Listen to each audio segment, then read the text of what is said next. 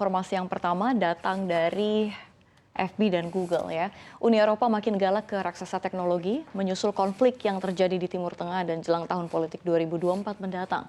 Setelah meminta Google, Meta, termasuk di dalamnya Facebook, Instagram, dan kawan-kawan untuk menyapu bersih disinformasi terkait perang Hamas-Israel, kini Uni Eropa kembali merancang kebijakan baru.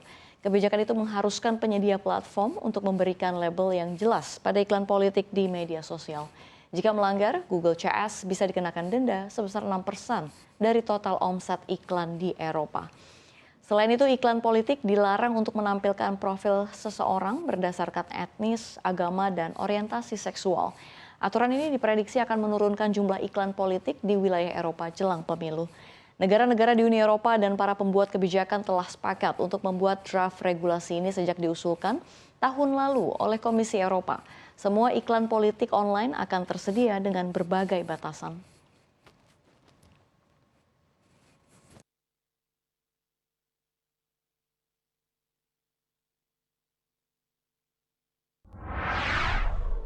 Ya, kita ke informasi selanjutnya. 3 berita terakhir ini dari dalam negeri begitu ya, dari calon-calon capres dan cawapres.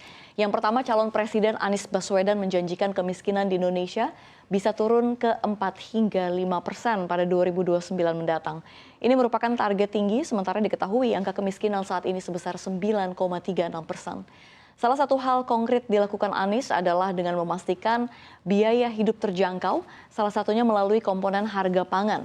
Anies telah mencoba di DKI Jakarta saat menjabat sebagai gubernur. Kebijakannya adalah transparansi harga di pasar sehingga ada mekanisme kompetisi yang berjalan dan bisa menguntungkan konsumen. Harga bisa turun tanpa harus ada intervensi dari pemerintah.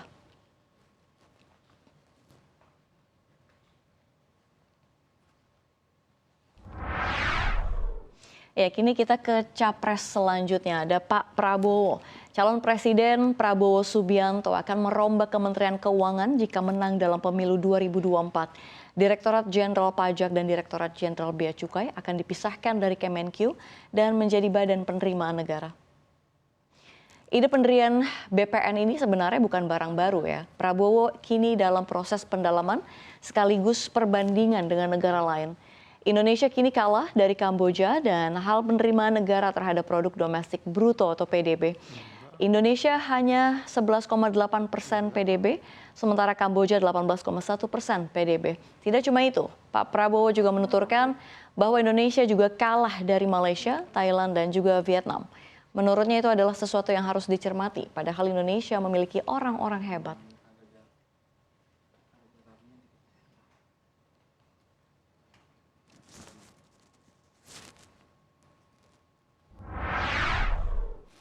Ya, kali ini soal wakilnya Pak Prabowo. Ini ada Mas Gibran Rakabuming Raka ya. Wali Kota Solo Gibran Rakabuming Raka telah resmi menjadi pasangan Prabowo Subianto di Pilpres 2024. Padahal Gibran yang merupakan kader PDIP harusnya menjadi pendukung pasangan Ganjar Mahfud MD.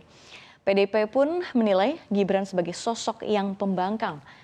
Ketua DPC PDIP Kota Surakarta, FX Hadi Rudiatmo alias FX Rudi menegaskan, sudah tutup buku soal kartu tanda anggota atau KTA Gibran Rakabuming Raka sebagai kader PDIP. Mengutip dari CNN Indonesia mengenai pengembalian KTA, Rudi mengatakan ini merupakan kesadaran pribadi dari Gibran. Meski begitu pihaknya enggan memaksa agar bersangkutan mengembalikan KTA-nya sendiri.